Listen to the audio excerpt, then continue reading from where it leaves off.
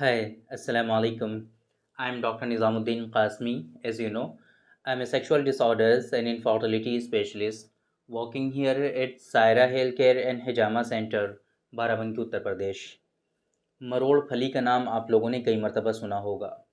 मरोड़ फली यूनानी सिस्टम ऑफ मेडिसिन या आयुर्वेदिक सिस्टम ऑफ मेडिसिन में बहुत ही फ्रिक्वेंटली यूज़ होता है। इसके कुछ ओल्ड यूजेस थे कि जहाँ पर इसको इस्तेमाल किया जाता था, और आजकल स्टडी के बाद इसके जो है बहुत सारे ऐसे यूजेस हमारे समझ में आए हैं कि जो बहुत ज़्यादा इफ़ेक्टिवनेस रखते हैं आपके इनफर्टिलिटी में, इवन आपके सेक्सुअल डिसऑर्डर्स में, और आपकी ख़ास तौर से ऐसी डिजीज़ेज़ कि जिनका बहुत अच्छा ट्रीटमेंट नहीं होता है, स्पेशली एज़ोस्पर्मिया में भी इसके ख़ास फ़ायदे देखने को मिलते हैं। इसी वजह से, इसकी इम्पोर्टेंस की वजह से ही हमारा जो अपना रिसर्च प्रोडक्ट है स्पर्मोजेनिक, उसमें भी मरोड़ फली को हम लोग शामिल करते हैं और बहुत अच्छे रिज़ल्ट अल्हम्दुलिल्लाह उससे देखने को मिलते हैं। तो आज के इस वीडियो में हम इस मरोड़ फली के बारे में बात करेंगे कि मरोड़ फली क्या होती है, इसका मिज़ाज क्या होता है, पहले हम किन किन चीज़ों में इस्तेमाल करते थे सिर्फ़ और सिर्फ मरोड़ फली को, वो आपको बताएंगे। और आज मॉडर्न कॉन्सेप्ट के अकॉर्डिंग इसके कहाँ कहाँ पर ख़ास फ़ायदे होते हैं और इसकी डोजेज़ क्या होती है, ये सारी चीज़ें आज की इस वीडियो में हम कवर करने की कोशिश करेंगे। मरोड़ फली स्क्रू फली के नाम से भी जानते हैं, स्क्रू फल भी कहते हैं इसको। बेलदार बूटी होती है और उसकी जो फलियां होती हैं लिपटी हुई होती हैं रस्सी की तरह, बिल्कुल है ना, पेचदार फलियां होती हैं। इसी को हम लोग मरोड़ फली के नाम से जानते हैं। इसका मिजाज गर्म और खुश्क होता है। हमारे यहाँ ओल्ड कॉन्सेप्ट के अकॉर्डिंग जो मरोड़ फली का इस्तेमाल होता था, वो जो सुद्दे हो जाते थे, जो एक तरह से ऑब्स्ट्रक्शन होता था, उन सुद्दों को रिमूव करने के लिए, ख़ारिज करने के लिए उनका जो है इस्तेमाल कराया जाता था मरोड़ फली का। इसी तरीके से कुछ स्वेलिंग वगैरह हो जाती थी, स्पेशली हमारे यहाँ यूनानी सिस्टम ऑफ मेडिसिन में एक कॉन्सेप्ट है औराम बारिदा का। तो औराम बारिदा पर इसका हम लोग पेस्ट और ज़माद लगाया करते थे, तो उससे इसमें ख़ास फ़ायदे हुआ करते थे। इसी तरीके से डायरिया में इस्तेमाल करते थे हम लोग, गैस्ट्रिक फ्लैचुलेंस वगैरह का इशू जो हुआ करता था, वहाँ पर इसके ख़ास तौर से इस्तेमाल मरोड़ फली के हुआ करते थे। इतनी चीज़ें जो ओल्ड कॉन्सेप्ट के अकॉर्डिंग थी वहाँ पर इस्तेमाल होती थी। इसी तरीके से दो चार चीज़ें और जहाँ पर इसका इस्तेमाल होता था। आजकल जब इसकी स्टडी हुई है तो उसमें जो इसकी प्रॉपर्टीज़ निकल के आई हैं, बहुत वो हैरान करने वाली हैं बेसिकली। इसमें जो है एंटीऑक्सीडेंट प्रॉपर्टीज़ भी हैं, एंटीबैक्टीरियल प्रॉपर्टीज भी हैं, इवन एंटी कैंसर्स प्रॉपर्टीज़ भी हैं इसके अंदर, है ना। एंटी डायरियल प्रॉपर्टीज़ वो तो पहले से ही पता था, है ना। वर्म इन्फेस्टेशन में भी इसका इस्तेमाल होता है, जो कीड़े हो जाते हैं बहुत ज़्यादा, है ना, तो उसमें भी इसका इस्तेमाल होता है। इसी तरीके से कॉलिक फ्लैचुलेंस हो रहा है अगर आपको, या फिर जो है क्रोनिक डिजेंट्री के प्रॉब्लम में आप हैं, क्रोनिक डिजेंट्री के मर्ज़ में आप मुब्तला हैं, बड़ी परेशानी हो जाती है ऐसे ऐसे लोगों में, तो वहाँ पर इसके ख़ास बेनिफिट्स देखने को मिलते हैं। ख़ास तौर से जो मैंने आपको स्टार्टिंग में दो चीज़ें बताई, एंटीबैक्टीरियल और एंटीऑक्सीडेंट, इन दोनों प्रॉपर्टीज़ की वजह से हमारे यहाँ यूनानी सिस्टम ऑफ मेडिसिन में इसका बहुत ही ख़ास तौर से जो इस्तेमाल आजकल निकल के सामने आया है, वो आया है मेल इनफर्टिलिटी में। और स्पेशली मेल इनफर्टिलिटी का जो केस होता है, एक कोज़ होता है एज़ोस्पर्मिया, उसमें इसके ख़ास बेनिफिट्स देखने को मिलते हैं। एंटीऑक्सीडेंट का इस्तेमाल बहुत इंपॉर्टेंट होता है ऐसे केसेस में, और ख़ास तौर से एंटीबैक्टीरियल का भी इस्तेमाल यहाँ पर कराते हैं, क्योंकि बहुत मर्तबा ऐसा होता है कि आपके स्पर्म का प्रोडक्शन तो हो रहा होता है, लेकिन वो स्पर्म डेड हो जाते हैं आपके किसी इन्फेक्शन की वजह से, किसी इन्फेक्शन के प्रेजेंस की वजह से वो स्पर्म आपके डेड हो जाते हैं। तो बहुत मर्तबा ऐसी ऐसे कंडीशन में हमें ऐसी मेडिसिन का इंतखाब करना पड़ता है कि जिसमें एंटीबैक्टीरियल प्रॉपर्टीज़ हों।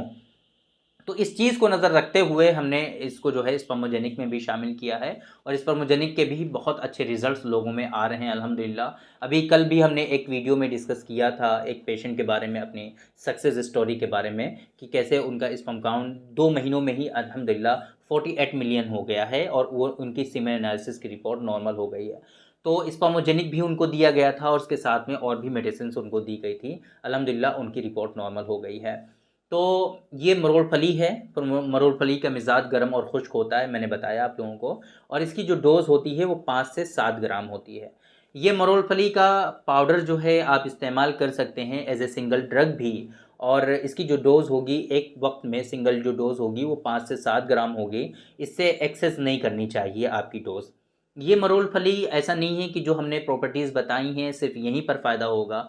ओल्ड कॉन्सेप्ट के अकॉर्डिंग अगर आपके सीमेन में पतलापन है, सीमेन आपका वाटरी है, तो वहाँ पर इस्तेमाल करेंगे।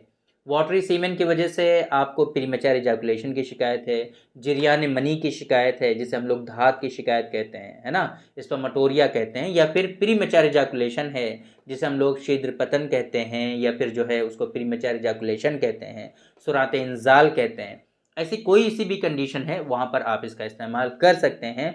और अगर इस प्रॉपर्टीज़ के लिए आपको इस्तेमाल करना है, इस मकसद के लिए इस्तेमाल करना है, तो साथ में हमारा जो नुस्खा है डॉक्टर कासमीज़ नुस्खा नंबर 129 129 नंबर, उसका आप ज़रूर इस्तेमाल करें मरोड़ फली के साथ में, या उसी 129 में ही आप मरोड़ फली को भी शामिल कर लें, या मरोड़ फली पहले 1 चम्मच ले लीजिए, या 129 पहले 1 चम्मच ले लीजिए, बाद में मरोड़ फली का पाउडर 5 ग्राम 1 चम्मच ले करके आप पानी पी लीजिए। बस इतना आप 1 महीने करके देख लीजिए, इंशाल्लाह आपका जो सीमेन होगा वो बहुत ज़्यादा गाढ़ा हो जाएगा, और सीमेन जो है उसके अंदर गिल्ज़त आ जाएगी, और इसके साथ साथ आपके अंदर जो प्रीमेच्योर इजैकुलेशन की शिकायत है वो आपकी रिज़ॉल्व हो जाएगी। सीमेन जो है गाढ़ा हो जाएगा, वाटरी सीमेन होगा वो रिज़ॉल्व हो जाएगा। स्पर्मेटोरिया की शिकायत होगी वो रिज़ॉल्व हो जाएगी, और इवन सुरात इंज़ाल प्रीमेच्योर इजैकुलेशन और नाइट फॉल अगर बहुत ज़्यादा होता है, कसरत एहतिलाम की शिकायत है, तो वो भी आपकी रिज़ॉल्व हो जाएगी।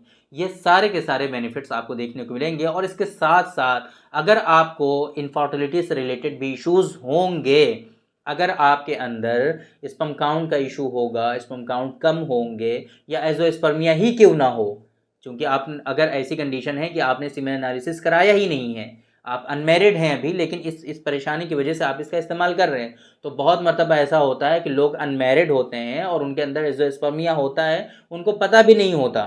तो अगर ऐसी कंडीशन है तो आप इसका इस्तेमाल करेंगे तो इंशाल्लाह स्पर्मेटोजेनेसिस भी आपका स्टार्ट हो सकता है, और स्पर्म काउंट भी आपके आ सकते हैं, और स्पर्म काउंट आपका नॉर्मल भी हो सकता है।